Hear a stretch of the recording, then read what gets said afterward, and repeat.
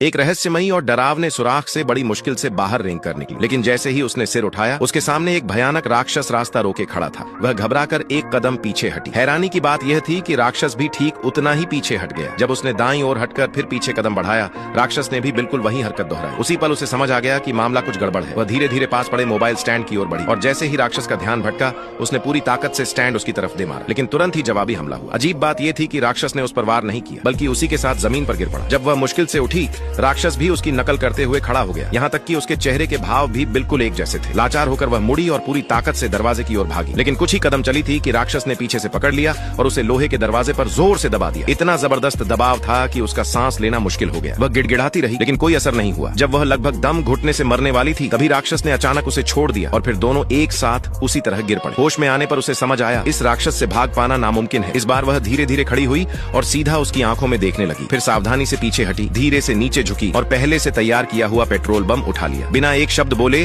उसने वह राक्षस की ओर बढ़ा दिया। जब उसने दोबारा सिर उठाया तो देखा राक्षस अब उसी का रूप ले चुका था, लेकिन उसने बिना झिझक उसकी पिन खींच दी। तेज सफेद रोशनी चमकी और अगले ही पल राक्षस का हाथ आग की लपटों में घिर गया। सिर्फ 30 सेकंड से भी कम समय में वह पूरी तरह राख में बदल चुका था।